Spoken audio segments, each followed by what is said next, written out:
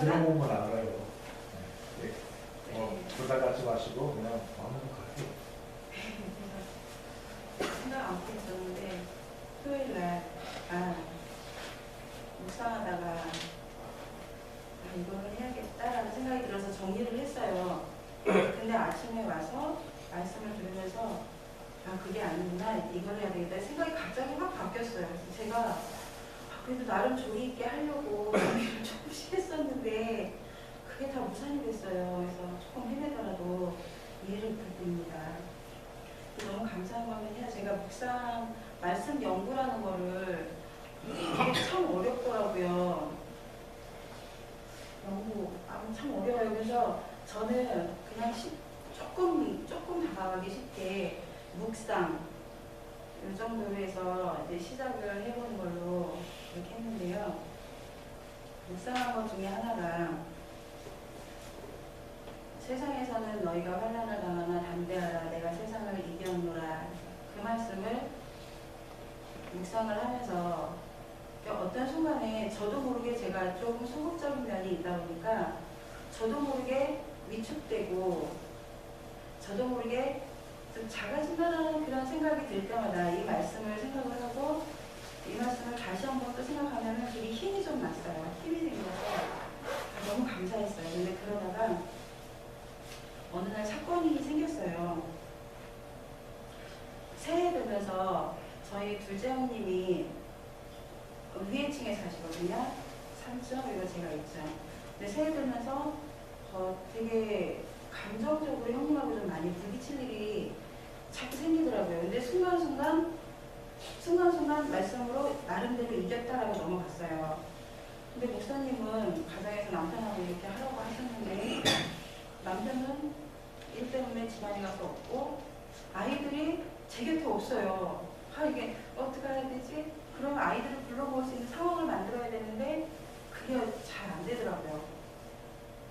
그래서 이거는 조금 더 훈련이 돼야 되겠다 그렇게 생각을 하고서 거기는 이제 너무 힘드니까 일단 접어놓고 형님하고 자꾸 부딪히는 것들 때문에 이게 조금씩 아무것도 아닌데 조금씩 쌓이다 보니까 어느 날 일이 생겼는데요.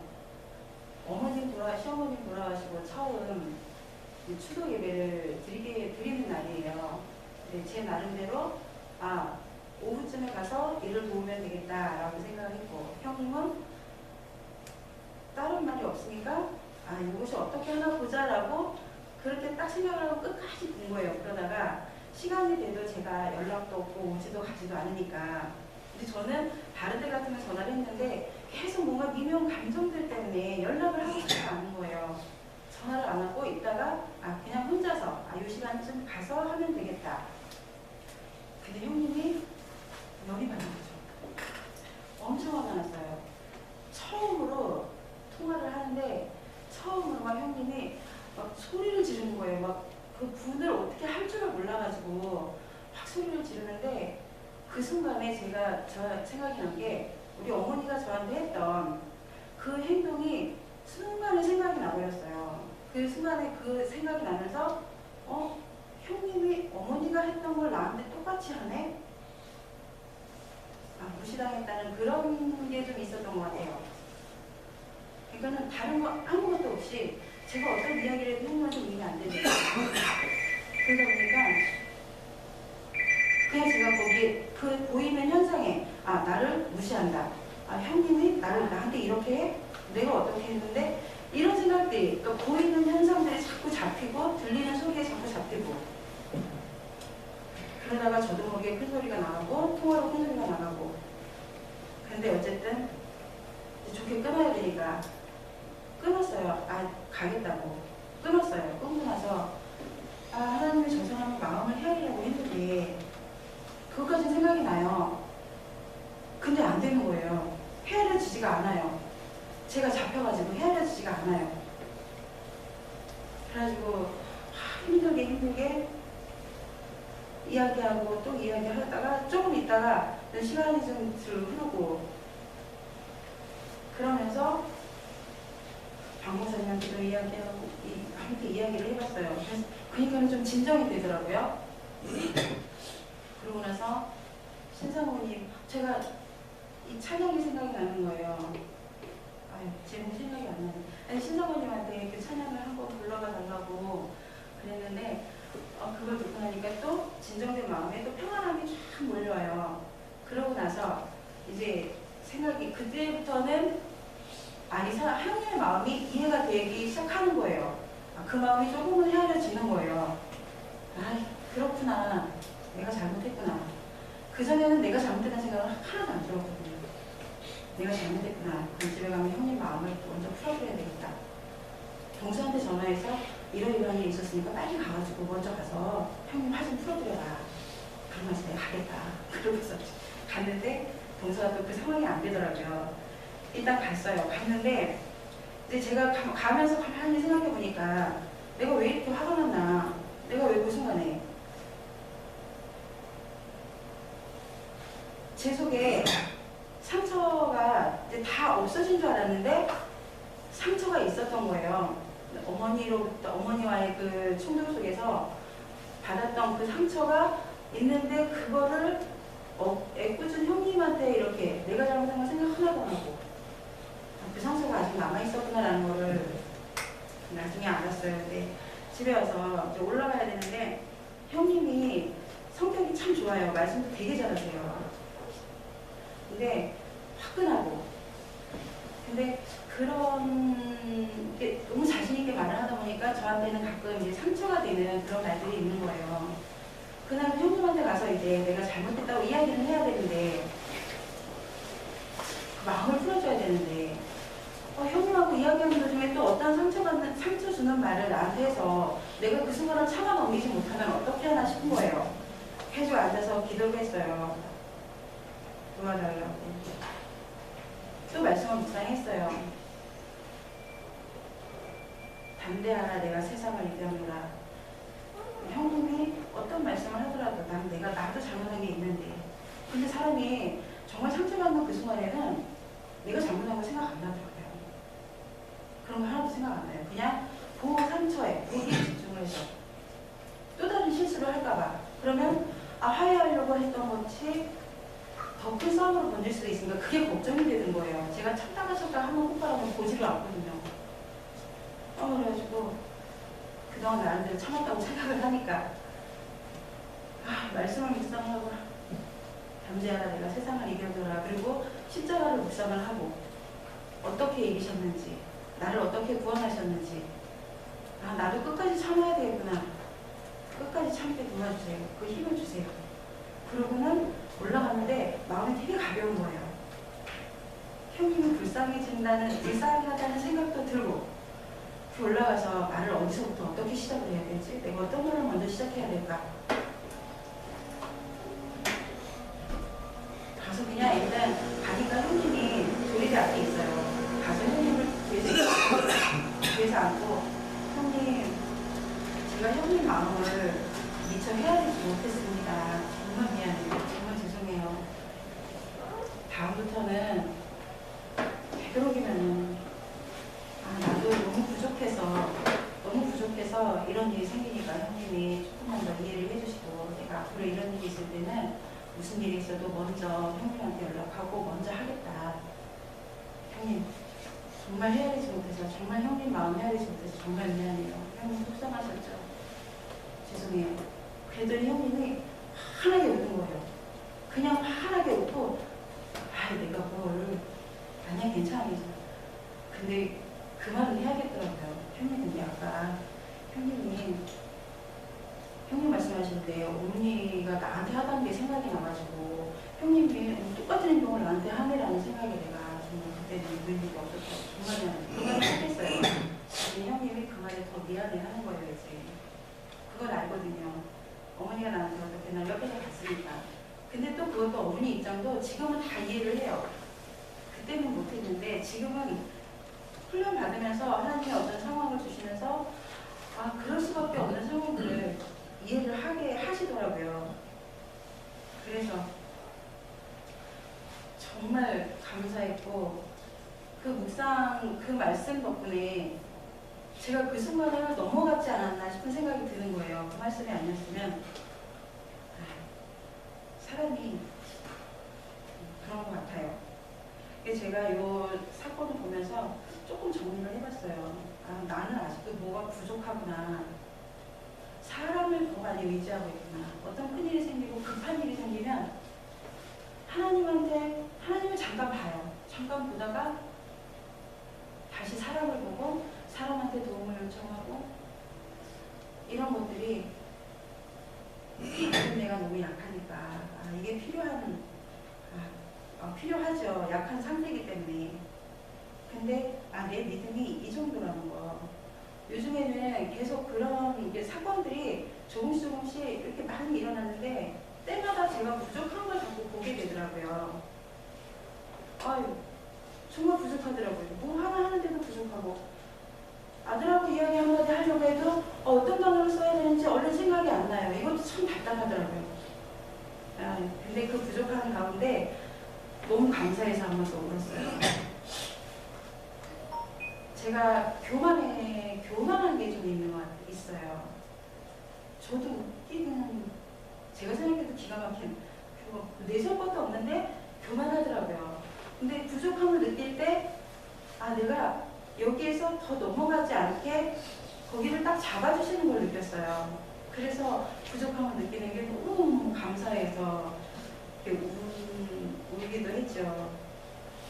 근데 계속 아마 이렇게 그래도 하나씩 하다 보면은 잘 되어가지 않을까.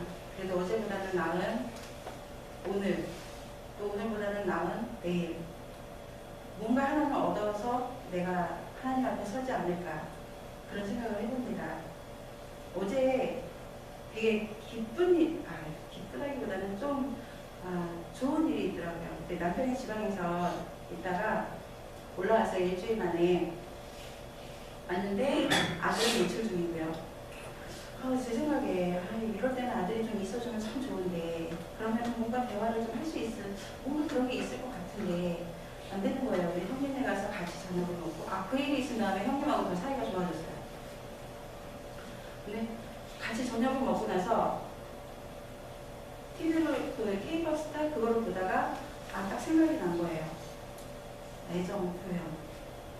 내가 먼저 해줘야 되는 거.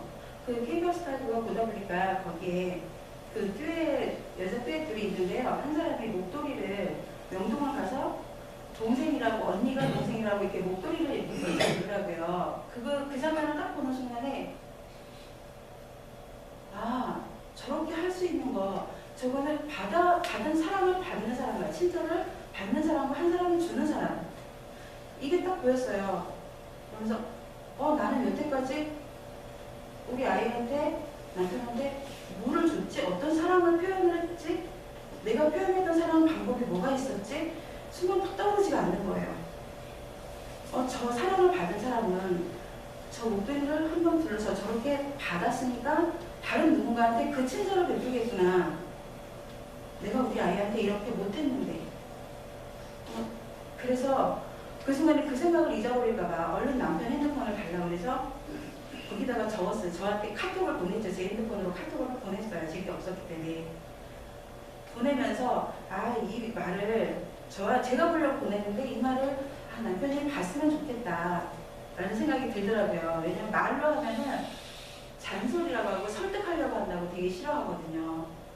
이제 이 말을 봤으면 좋겠다 라는 생각을 잠깐 하면서 이렇게 보냈어요. 근데 그러고 나서 조금 이따 집에 내려왔는데 남편이 쓱 보는 거예요. 핸드폰을 보더니 그 쓴 거를 쫙 봐요. 긴 거를 잘 안 읽거든요. 그래서 볼 때 펴가라고 좀 짤막하게 이렇게 간단하게 몇 줄을 썼거든요. 보더라고요. 그러더니 그 다음에 아들한테 카톡을 보내더라고요. 카톡을 보내요. 아들, 아빠가 치킨을 사주고 싶은데 왜 안 들어와? 이렇게 딱 보내니까 아들이 나 주말이라 바빠요. 그렇게 애교 있는 문자를 또 딱 보냈어요. 그러니까는 또 신랑이 보고 싶어요. 그러고 또 보냈더라고요. 이게 주거니 받거니 그러다가 이제 아들이 결국은 이제 바쁘니까 못 왔어요. 못 왔는데 제가 그걸 보면서 얼마나 흐뭇한지요. 대화라는 게 주고받는 대화도 있지만 그게 안 될 때는 카톡이라는 것도 이용을 많이 좀 그것도 방법이겠다 나름은.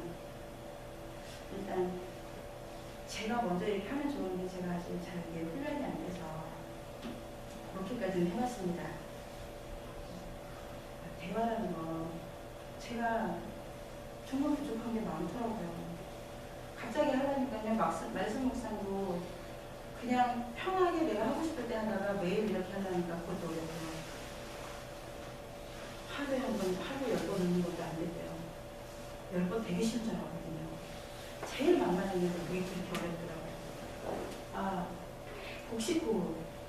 그거는 조금 쉬웠던 것 같아요. 근데 하나하나 하면서 하려다 보니까 내 시선을 다른 데로 엄청나게 많이 뺏기고 있었다는 걸 알았고, 내 마음을 다른 쪽으로 많이 뺏기고 있었어요. 그러니까는 저 20가지밖에 안 되는 것 같은데 저게 안 되더라고요. 집중하면 되는데. 이렇게 해서 저 자신을 또 보는 그런 계기가 되었습니다. 감사합니다.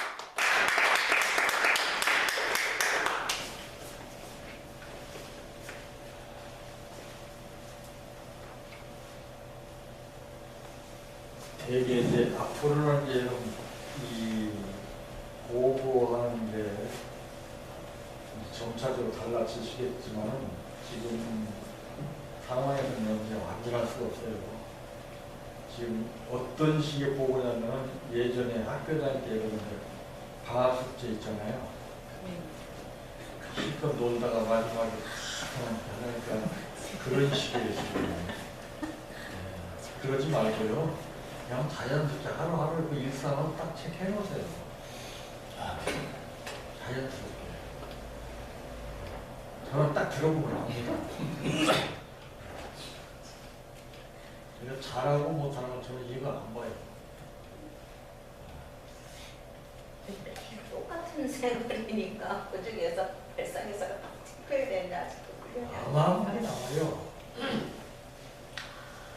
늘 똑같은 생활이라고 이렇게 말씀하지만 그게 아니에요. 어마어마한 게 있어요. 그걸 봐야 돼요. 그래서 어쨌든 이제 점진적으로 이 보고 양상도 많이 달라가고 있어요. 이제 이런 것, 이 보고라는 것이 이게 참 중요합니다. 우리가 하나님 앞에 보고하는 것도 있어요. 늘 하루하루 그 일상을 갖다가 보고해야 됩니다. 그래서 이렇게 장황하게 많은 그런 그 주제 속에서 이거를 딱 일축시켜서 핵심적인 것을 그래서 한 테마를 가지고 얘기하려면 이게 일축이 안 되니까 계속 범위가 넓어지는 거예요. 네? 그러다 보면 내 의도대로 안 되잖아요. 네? 그렇게 할 필요 없어요. 그러니까 내가 항상 여러분들 그 수첩을 가지고 나가는 게 바로 그거예요. 그때그때 그 발상이 나서 기록해놔야 돼요. 시간, 그 분위기까지 다 기록하면 좋습니다. 그 상황에 따라서 기분과 그 분위기 같은 게 다 틀려요. 이것이 이제 쌓이다 보면 여러분들 이제 그 체계가 잡혀요. 그러면 일상이 쉽고 편해집니다. 수고하셨습니다.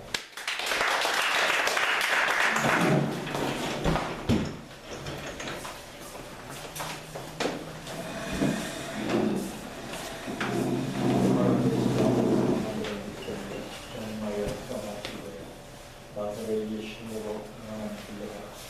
나사렛의 신으로 하나님 불러라. 나사렛의 신으로 하나님 불러라. 그리고 십자가에서 예수